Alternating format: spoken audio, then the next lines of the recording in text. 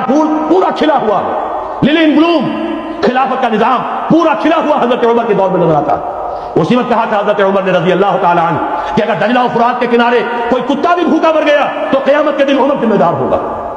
اور جانور تک کا معاملہ ہے. مجوسی کو دیکھ لیا تھا بوڑھے کو ایک کہ جو بھیک مانگ رہا تھا, وہاں کے عامل اور گورنر سے ایکسپلینیشن کال کی, یہ بھیک کیوں مانگ رہا ہے؟ جب یہ جوان تھا, کام کر سکتا تھا, تم اس سے جزیہ لے رہے تھے. اب یہ بوڑھا ہو گیا ہے, کما نہیں سکتا, تم نے اسے بھکاری بنا دیا ہے, اس کا وظیفہ مقرر کرو. ظاہر بات ہے غیر مسلم ٹیکس دیں گے, مسلمان زکات دیں گے, مسلمانوں کے لیے زکات سے کفالت عامہ ہوگی, غیر مسلموں کے ٹیکسوں کے ذریعے سے. وہی نظام جو آج یورپ میں ہے, اسکینڈینیوین کنٹریز میں ہے, برطانیہ میں ہے, ان امپلائمنٹ الاؤنس ہے, یا یہ کہ اور ویلفیئر کا نظام ہے. لیکن اسلام کا مکمل ترین ویلفیئر نظام زکات کے تحت ہے, اور اس میں گارنٹی ہے ہر شہری کی بنیادی ضروریات انڈر ریٹن, ان کی ذمہ داری ریاست کے دل میں.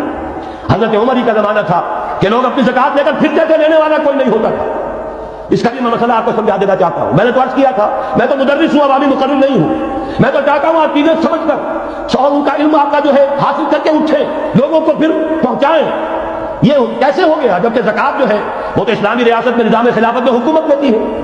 پھر کیسے ہو گیا کہ لوگ اپنی زکات لے کر پھر رہے, لینے والا کوئی نہیں؟ اس کو بھی جان لیجئے. جیسے زمین کی دو قسمیں میں نے بیان کی, خراجی اور عشری, ایسے ہی زکات کے قابل جو مال ہے اس کی بھی دو قسمیں ہیں. اموال باطنہ, گھروں میں رکھی ہوئی کوئی نقدی ہے, کوئی زیور ہے, کوئی اور ایسی چیزیں ہیں, یہ اموال باطنہ کہلاتی ہیں. اس کی زکات جبراً حکومت نہیں لے گی. اگر اس کی زکات جبراً حکومت دے تو گھروں کی تلاشیاں لگی پڑیں گی, جا کے تکیے پھاڑ پھاڑ کے دیکھنے پڑیں گے کہ کہیں کچھ رکھا ہوا تو نہیں ہے. یہ معاملہ مسلمانوں کی ان کی اپنی نیت پر, ایمان پر, اللہ کے ساتھ ان کے خلوص و اخلاص پر چھوڑ دیا. ہاں مال ظاہرہ, دکان میں 5 لاکھ کا مال پڑا ہے, 2.5% دے دو. گودام میں 10 لاکھ کا مال پڑا ہے, 2.5% دے دو. تمہارا کارخانہ ہے بہت بڑا, اس کی زمین معاف, بلڈنگ معاف, مشینری معاف, ٹولز معاف, لیکن جو سرمایہ چل رہا ہے, چاہے وہ خام مال پڑا ہے چاہے فنش, ٹوٹل کی مالیت کے اوپر 2.5% دے دو.